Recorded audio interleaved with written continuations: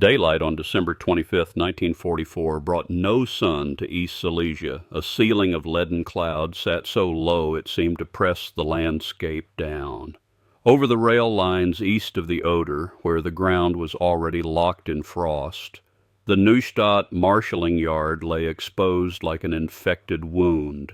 The name was fictional, a convenience on paper, yet it carried the winter's real confusion as surely as any town on the map. The station itself had been broken for months. An air raid earlier in the year had twisted steel beams into black hooks and left rubble piled along the sidings. But the damage that mattered now was not in metal or masonry. It was the sheer mass of people. Refugees poured in from the east with horse carts, hand carts, bundles, and the hard animal fear that grows when you can hear the front line in the ground. The Soviet guns were still dozens of kilometers away, but the cadence of their advance traveled through rumor and into the faces turned toward the horizon, bleaching them gray before the cold did. Every surface filled. The platforms vanished beneath bodies. People clung to carriage roofs and wedged themselves under narrow eaves as if shelter could be measured in inches. Children cried until they had no breath. Women wept into scarves and sleeves. Men shouted names and curses, searching for a wife, a child, a parent swallowed by the moving crowd.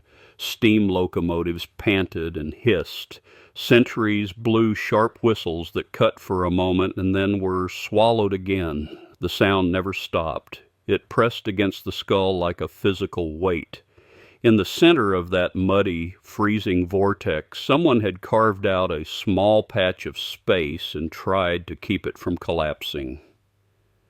24 children, perhaps a few more, stood there in 3 uneven rows.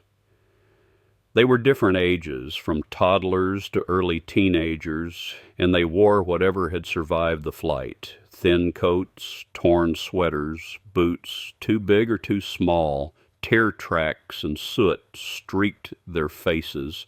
Their eyes kept darting to the crowd as if expecting it to surge and carry them off. Facing them stood Ilsa Witt. She was 19, her chestnut hair bound under a plain headscarf that left her youthful features stark against the gray day. Shadows pooled beneath her eyes. Fatigue showed there, in the bruised color, and in the way her shoulders held a tension that never quite released. Her uniform, once meant to look crisp and orderly, was spattered with dust and mud, but every button was still fastened. She wore it like a deliberate decision. Her voice was clear and carried, trying to slice through the surrounding noise. "Again," she said, lifting her hands high enough for the children to see. "Watch my hand. Stille Nacht, heilige Nacht." She did not carry a weapon. What she held was a thick cardboard binder, a hand-assembled collection of sheet music. The pages were worn at the edges, curled from constant turning. The inked notes and lyrics were careful and neat. She had copied them herself, line by line. Stille Nacht, Kling Glockchen, even a German version of Jingle Bells. Songs simple enough for frightened children to grasp. On the cover, an emblem had been printed and later colored in by a patient hand, a stylized eagle perched within a circular wreath. The colors were dulled now, the lines smudged by dirt and time, but the symbol was still unmistakable. To Ilsa, the binder was not merely paper. It was her previous life made tangible. It proved she had been useful, that she had held a place in an ordered world, cultural counselor for a local youth group. In the last days of flight, she had learned how quickly a familiar melody could calm children who had been screaming. Humming a song could quiet the panic like a hand laid on a fevered forehead. It could sew together for a few minutes a sense of safety that had been torn apart by artillery and separation. At Neustadt station, singing had become the only work she could still do, the only role she could still perform with any certainty. She believed in it, not as propaganda, not as duty to a regime, but as something older and deeper. That music, especially songs about peace and hope, could reach a part of a human being war could not entirely conquer. That belief, sincere and untested by anything like this day, was the base on which she stood. The children's singing was thin and uneven at first, more breath than tone. But Ilsa kept time with steady hands. Her gestures were firm, practiced, and the children began to follow. A few of the smallest stopped crying and stared at her mouth as she shaped the words. For a moment, inside that tiny circle, the station's violence of sound seemed to recede. A calm formed so faint it could have been mistaken for wishful thinking. Ilsa felt a familiar satisfaction, painful and comforting at once. She was still doing something that mattered. She was still creating order, even as the world came apart. She turned to the next page. Her fingers brushed the small eagle emblem printed in the header, a habitual touch that once carried the comfort of belonging. Then the texture of order changed. From the platform entrance came sounds that were not the restless agitation of refugees. Heavy boots struck the boards in a coordinated rhythm. Short commands in American English snapped through the air, brisk and unambiguous. Diesel engines growled. A line of jeeps and trucks, marked with white stars, shoved its way into the station space, forcing bodies aside with the blunt certainty of vehicles that did not yield. Soldiers jumped down in thick winter combat gear. Their faces were alert and closed off, already arranged into the expressions of men who had been trained to separate their eyes from what they saw. This did not feel like rescue, not here, not now. It felt like occupation and control. Military police threw up makeshift barrier tape and began shouting through a loudspeaker. The crowd was ordered to move in lanes, to separate, to submit to preliminary screening. A new pressure seeped into the station, more systematic than panic and far less human than fear. The MPs scanned the mass of people as if the crowd were a field and they were searching for specific targets. Their method was fast. In a place this chaotic, anyone who still tried to impose structure stood out. Those who directed others, distributed bread, organized children, kept lists, or otherwise behaved as if order were still possible, could be marked as connected to the old regime's auxiliary structures. In their logic, organization and chaos meant training and experience. It could mean a cadre. It could mean a resource. It could mean a risk. Ilsa and her small choir were an island of structure in a sea of disorder. The children were lined up. She was conducting. The binder was obvious in her arms. The island drew attention the way a light draws insects. A hard-jawed MP sergeant let his gaze travel over bobbing heads and locked onto Ilsa. He noted her clear directive gestures. He noted the children responding.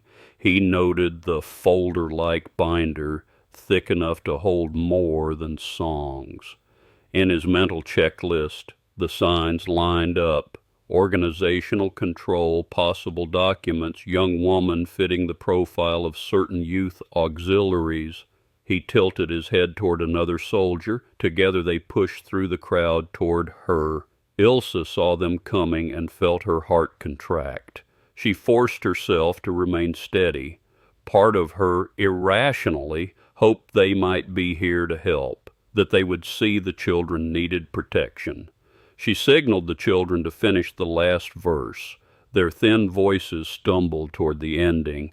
As the song broke apart into the station's roar, the sergeant arrived. His shadow fell across her hands.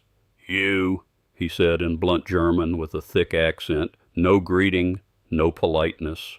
"Come with us. Bring your things." His eyes flicked to the binder. These children, Ilsa began, her voice tightening. "They need help. They're separated. I was only trying to—" "Someone will handle it," he cut in. There was no negotiation in the tone. His partner stepped closer, already turning his body into a barrier that indicated the direction she would go. The procedure began with isolation and identification. Context, motive, the immediate human reality of a thing did not matter in the first classification.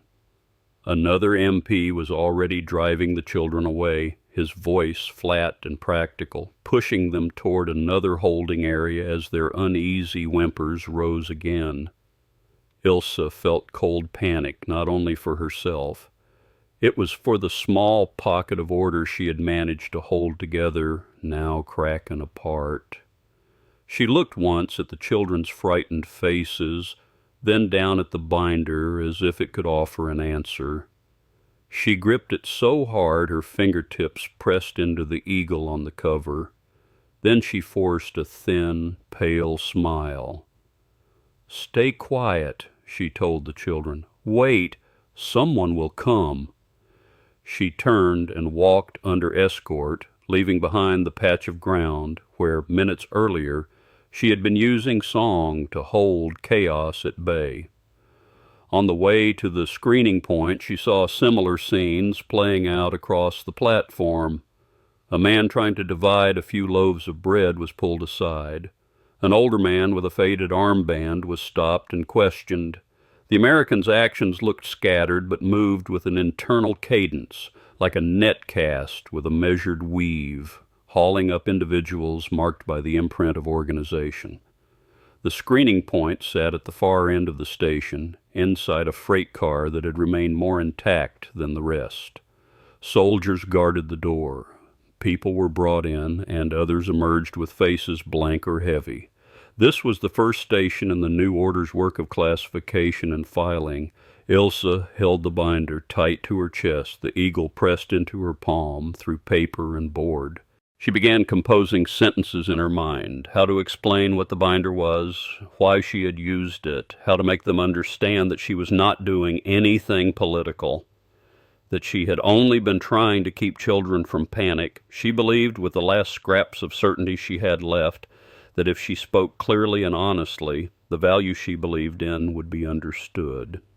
Inside the freight car, the space had been reshaped into a workshop for paperwork. The original shelves were gone. Rough wooden tables and borrowed chairs stood under harsh military lamps. Typewriters sat beside stacks of forms, stamp boxes, and ink pads. The air smelled of wet wool, sweat, and machine oil. But stronger than the smell was the silence, a tension built from procedure. Outside, the station's roar beat against the freight car walls and was muffled into a distant throb. Inside, there were only clipped voices, mechanical typing, and the scratch of pens. This was not a court. No one was tried here. It was a sorting shop. The raw material was human beings. The product was a file with a preliminary label. A soldier motioned Ilsa into a chalked rectangle on the floor and told her to wait. From there she watched the method unfold. Behind the table sat American personnel, some in uniform, some in civilian clothes, all marked with counterintelligence insignia. Before them stood German civilians of every kind. Each was questioned. Each possession, from suitcases to watches, from document pouches to a single pen, was ordered out and placed on the table for inspection. The inspector's eyes were sharp and fast. They skimmed surfaces, seams, stamps, writing. Their questions were clipped and aimed at core facts. Where did this come from? What is it for? Who is it connected to? Ilsa watched an old man's veteran papers examined along the edges for hidden compartments. A woman's family photo album was flipped through page by page to see whether the backs of photos carried writing. A man's union card was recorded by number and issue date. There was no shouting, no theatrical brutality. only the steady pressure of a system that treated the human past as evidence to be laid flat. That systematic stripping made Ilsa shiver. She clutched the binder. She noticed that people judged no threat were returned their possessions, yet still received thin slips of paper stamped or annotated. She found herself wondering what was written on them. A definition, a brief classification, a word that might follow them into whatever came next. "Here," a voice said. Her thoughts snapped back. A soldier guided her to a table near the center. Behind it sat a lieutenant in his early 30s. His face was narrow and unreadable. His nameplate read Turner. He held a pen with the focused stillness of someone who cared less about conversation than about entering data into a grid. Forms were laid out before him. A heavy camera sat nearby. He did not look up at first. His pen moved quickly across a record already in progress. When he spoke, his German was accurate but stripped of tone. "Name." "Ilsa Witt," she answered. Her voice came out steadier than she expected. "Date and place of birth," she gave them. On the adjacent table, a typewriter began to clack, turning her basic details into the language of a file. Only then did Turner raise his eyes. He scanned her face and then the binder she held. His gaze paused on the eagle emblem for a heartbeat. The change in his expression was almost nothing, not interest and not disgust, only recognition, like a signal appearing exactly where expected. "Your possessions," he said. "Put them on the table." He slid an empty property registration form toward her. Ilsa set the binder down. The thick board met the wood with a dull sound. She hesitated, then chose to speak first, to place her prepared explanation into the space before it could be taken from her. "Lieutenant, it's a music binder. I was responsible for children's cultural activities. At the station, the children were frightened. I organized them to sing only to calm them, to give them comfort. Music, especially Christmas songs, can go beyond politics and war. It can reach—" "Open it," Turner interrupted. His fingertip tapped the cover, landing precisely on the wreath around the eagle. There was no response to her appeal, as if her words were simply irrelevant air. Ilsa felt her stomach drop, but she obeyed. She opened the binder to the first page, revealing her careful copy of Stille Nacht. Turner leaned forward slightly, but his eyes did not rest on the notes or the German lyrics. He did not linger on the title. Instead, his gaze swept the blank margins, the edges, the header and footer. Then he began flipping pages, steady and unemotional, like turning through a report. The speed made it clear he was not reading music. He was searching for something else. Hidden writing, coded marks, signals that would connect the object to a system of communication. Ilsa had written in the margins. A rehearsal date, the 18th of December, 1943. A note about a child's pitch. Carl watched the F sharp in bar 2. A small smiley face, drawn to encourage someone who struggled. These private traces of teaching and care looked suddenly awkward under an inspector's gaze, as if affection itself could be interpreted as code. Turner stopped at another page. In the header was the smaller version of the eagle emblem. He studied it, then looked back to the larger emblem on the cover, comparing details. "These emblems," he said at last, still flat, "were they printed as part of the book, or did you add them later?" "They were printed," Ilsa said, confused by the focus. The organization issued blank music binders to counselors. The cover and headers had the mark. The music inside, I copied myself. She emphasized copied myself, trying to separate her work from anything issued from above. Turner nodded once, revealing nothing. He spoke quickly in English to a soldier beside him. The soldier picked up the camera, adjusted the lens and lighting, and aimed. The flash burst. Ilsa blinked hard. Click, click. Photographs from different angles. The cover, the open pages, close-ups of the header emblem. Under the white glare, the eagle looked pale and stark, like a symbol placed on an evidence table. When the photographing ended, Turner tore a numbered tag from the registration form and glued it carefully to the inside corner of the binder's back cover. In blocky handwriting, it read IAR 174-D.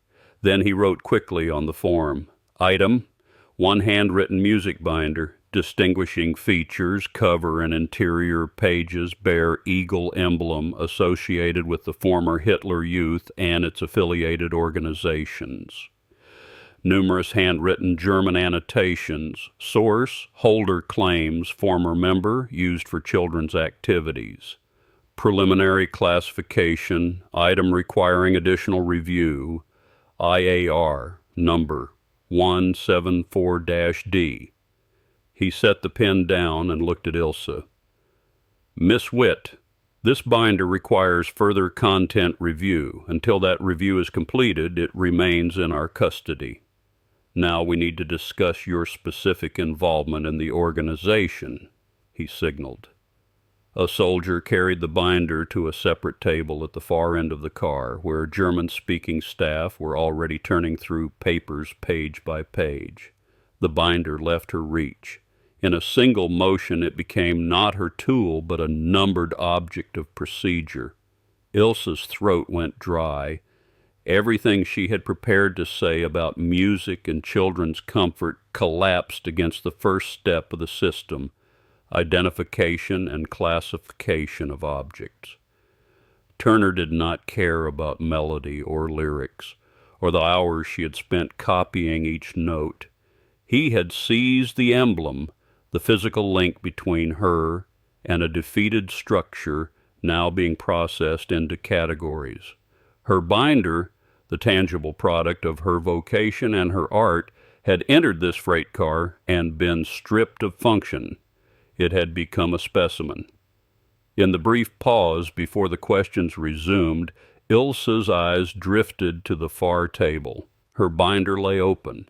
A man in glasses, a civilian clerk by the look of him, wore gloves as he turned pages slowly. From time to time he stopped and wrote something in a notebook as if the names of children and the marks of music truly concealed secrets. Each page turn gave Ilsa a small, sharp ache. That was her handwriting, her time, her effort. Now it was a specimen under a stranger's calm analysis. Turner cleared his throat and pulled her attention back. A new form lay before him. The title read, Preliminary Record of Former Auxiliary Organization Personnel. Miss Witt, he said without transition, provide your official position title within the former Hitler Youth structure, your level, and the exact dates you held that position. His pen hovered over the boxes. Ilsa took a breath. She decided not to speak about music again. Facts, she told herself. Facts might move faster here. I was a cultural counselor, she said. Neustadt local unit, Group 7, within the League of German Girls, the Bund Deutscher Mädel. There was no military-style rank. I began in the autumn of 1942 and continued until a few weeks ago when activities stopped. Turner wrote quickly. The pen scraped across paper. Cultural counselor, specific duties. Organizing girls' activities after school, Ilsa said carefully. Singing, handicrafts, hikes, some basic instruction and community service. She chose words meant to soften anything that might be taken as ideological training. You were observed organizing a children's choir at the station, Turner said. His pen paused. Was that within your normal duties? Yes, Ilsa answered. We organized similar activities at the youth house, but today was different. There was no organizational context. Those children were refugee children. They were frightened and cold. I used the only thing I know to help them, to keep them calm and prevent panic. It was purely humanitarian concern. Turner nodded. Then he wrote, Subject states duties include organizing children's singing activities. Observe continuation of this behavior at evacuation point. The motive, humanitarian concern, did not appear in his file. He extracted only what could be observed, categorized, and cross-checked. He continued, "The binder you used, personal aid used independently, or standardized teaching item issued by the organization. Does it contain printed directives, instructions, or other organizational content beyond your copied music?" Again, the questions returned to objects and affiliation. Ilsa felt a slow helplessness. "The binder was issued as a blank book," she said. "The songs were selected and copied by me to fit different ages. The notes in the margins are my personal teaching notes. They have nothing to do with the organization." "The notes reference children's names and rehearsal details," Turner said, apparently receiving an initial report. "Does this indicate you conducted rehearsals on a regular schedule? Approximately how often?" Ilsa stared at him. Her note about Carl's pitch had become a measurable element in a chain of evidence. She tried briefly to explain the casual nature of the notes, but it did not fit the frame. She could only answer, "In peacetime, about once a week for group meetings. Later, as conditions changed, it was not regular." Turner's next question landed like a scalpel. "Then, the activity at the station can be understood as a continuation of your prior organizational behavior pattern under abnormal conditions, correct?" A coldness ran through Ilsa. She understood with sudden clarity that within this method, her personal motive, the desperation of the moment, even art itself, were irrelevant variables. The system extracted only what defined her degree of affiliation: title, dates, activity type, frequency, object markings. Explanations that relied on emotion were discarded. Statements about behavior and objects were captured and turned into file language. She was no longer a person with complicated intentions. She was a subject to be categorized. The questioning continued for about 20 minutes. It was detailed and comprehensive. Had she kept member lists? She had assisted with sign-ins. Had she transmitted directives from superiors, only schedule changes? Had she handled internal documents? None, besides the binder. Each yes and no was written down immediately. Ilsa watched boxes fill and felt as though her past were an oil painting being scraped clean, color and texture removed until only a rough outline remained. Former Hitler Youth cultural counselor. At last, Turner set his pen down. Across the car, the clerk closed the binder and approached with his notebook. He leaned close to Turner and spoke in low English. Turner listened, nodding once or twice. Ilsa tried to read something from their faces and found only professional focus. When the clerk left, Turner squared the forms and looked at her. His expression did not change. When he announced the result, his tone was like a weather report. "Regarding your item IAR 174-D, the handwritten music binder content review has been completed. Preliminary determination: it contains no actionable intelligence, encrypted communication, or direct subversive written material." For a moment, a stone in Ilsa's chest seemed to lift. Music is harmless, she thought. Art is clean, they understand. But Turner was not finished. "However," he continued, and the word froze the beginning of her relief, "your affiliation with the former Hitler Youth structure is confirmed through your stated position, recorded activities, and the clear organizational markings on the item. This affiliation has been entered into the record. No threat. Affiliation recorded." Ilsa listened, uncomprehending. The work she had believed in, the service she had poured herself into, the practice of music she had treated as something beyond politics, produced an outcome in the new order's logic: no direct threat. Meanwhile, her counselor identity, which had carried honor and duty in her mind, was compressed into a label to be filed. There was no accusation, no verdict, no visible contempt, only calm archiving. That harmless classification felt, in its own way, more hollow than guilt. It reduced her life into a note that would follow her without explaining anything she had felt. The clerk brought the binder back and set it on Turner's table. Turner pulled out an unmarked light brown cardboard file envelope. He did not pause to look at the binder again. He slipped it into the envelope and tied the flap shut with a short length of string, a simple knot. The movement was practiced and ordinary, the way someone handled any finished file. He pushed the tied envelope toward her. "Your personal property, reviewed. You may retain it." Ilsa took it. The envelope was light, almost insultingly so. The rough cardboard and the string against her fingers made the object she treasured feel unfamiliar, as if the procedure had sterilized it and sealed it away from her. She did not put it away at once. Resistance and the last strand of hope made her lift her head and look at Turner. "Lieutenant," she asked, voice unsteady, "those children, the children at the station, can someone still use songs to help them? Music has to be of some use." Turner was already reaching for the next form. He looked at her, not with mockery, not with sympathy, not even with thought, only with the clarity of a boundary line. "Civilian placement and welfare will be handled by the appropriate civil affairs units," he said evenly.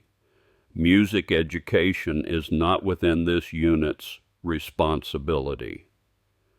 The sentence struck like a cold chisel. It was not only a refusal, it was a systemic announcement. The function the old organization had assigned her, the skill she had practiced, the career she believed could continue, had no reserved place in the new structure. She and the role she embodied had been calmly unloaded. Holding the tied envelope containing the condensed product of her former vocation, she stood in a freight car where noise and silence coexisted, and felt a new kind of loss, light and weightless, like a foundation stone pulled away to reveal not solid ground, but a vacuum. She left the freight car.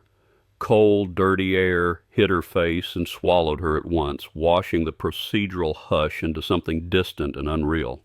On the platform, the chaos had not weakened. It was thicker now, more desperate with time and new arrivals, crying, shouting, engines screaming, all as before. The small patch of ground where she had stood with the children had long since been consumed by the crowd. The children themselves were nowhere to be seen, dissolved into a nameless sea of moving suffering. For a moment, standing on the freight car's step, she felt as though the last half hour had happened in another dimension, a parallel world built of forms, tags, and calm voices. The muddy, freezing world of bodily pain before her felt like the only real one, but the envelope in her hands insisted something real had changed. The rules of the old world, even the rules she had believed in about music, service, and order, no longer functioned. The new rules she had just met were classification, filing, object-based affiliation judgments, and the systematic removal of old social functions. She felt dislocated not only from the station, but from the person she had been.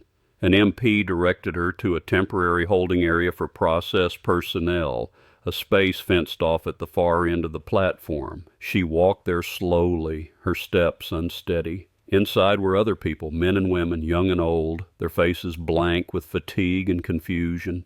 Some murmured to each other, more sat or stood in silence, staring forward, gripping what little luggage remained. Had they been filed too? Had they been given labels too? Ilsa found a quieter corner near the fence, leaned her back against cold sheet metal, and slid down to sit on the ground.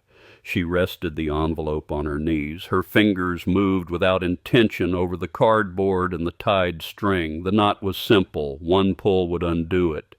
She stared at it for a long time, as if it were a seal. Finally, she loosened it. The string slid free. She opened the envelope. Inside, her binder appeared. The paper and board still felt the same, but the eagle on the cover felt different after the camera flashes, the inspection, the tag, and the residue of glue. The emblem remained obvious. Its colors looked worn, the details blotched under grime and too many kinds of light. But to Ilsa it was no longer a mark of belonging, no longer the sign of a vocation she had once been proud of. Now it looked like an official stamp, a seal placed at the end of a chapter, reviewed, filed, sealed, cold, objective, final. She opened the binder. Her fingertips traced her neat handwriting. The notes of Stille Nacht lay still on the staff lines. She could almost hear the children again, their weak, uneven voices trying to follow her.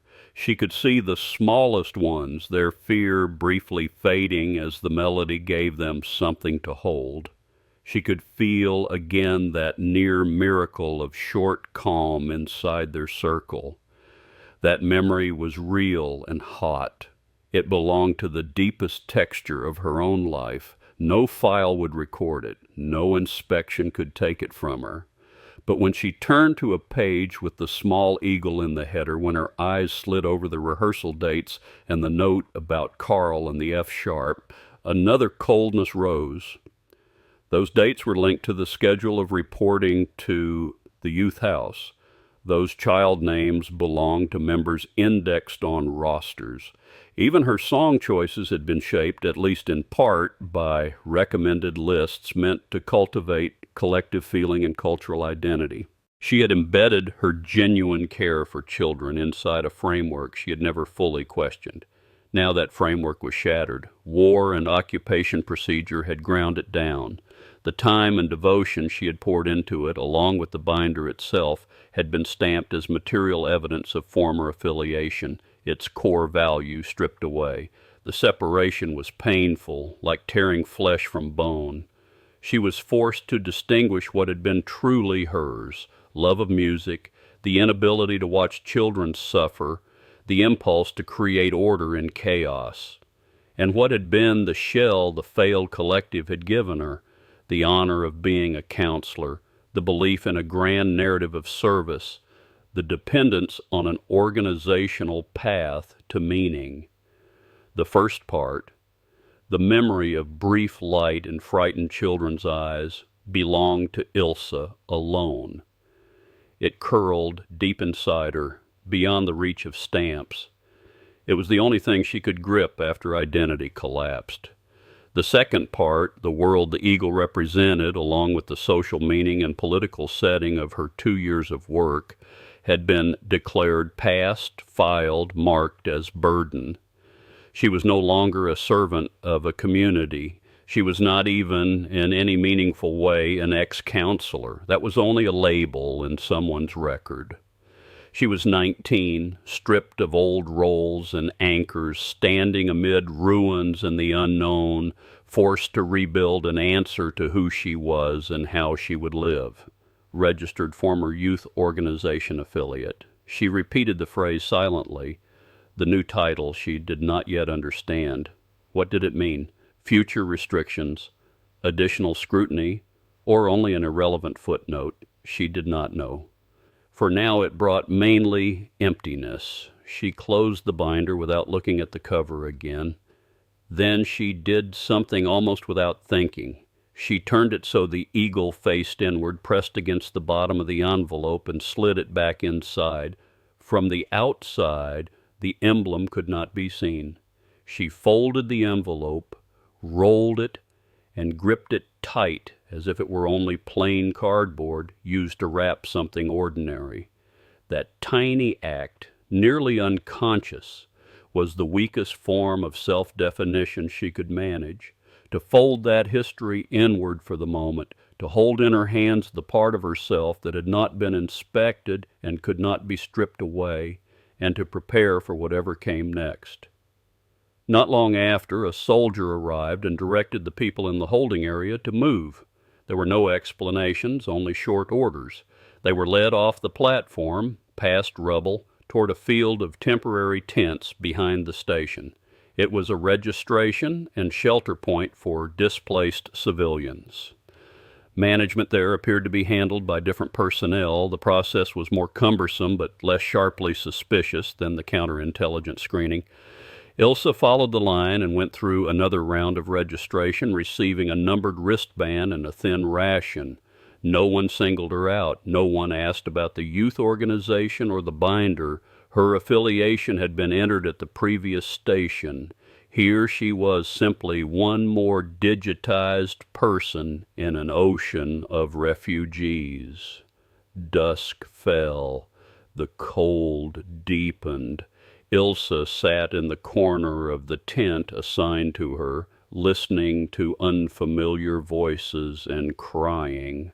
She looked out at the bleak twilight and toward the unseen east, where the thunder of war still rolled closer. The catastrophe unfolding in Germany's east continued, immense and indifferent. In that flood, one person's awakening, confusion, or small moment of clarity was only dust. But for Ilsa Witt, this frozen Christmas day had completed a rupture, a forced, painful break. A break from her old identity, from the framework of values she had trusted without fully examining.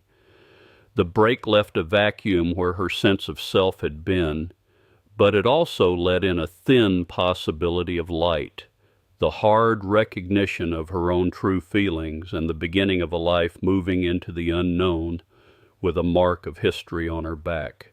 She tightened her grip on the rolled envelope. Inside, the eagle faced inward. What remained of her luggage was the faint echo of notes and the memory of children's eyes that had for a few minutes shone.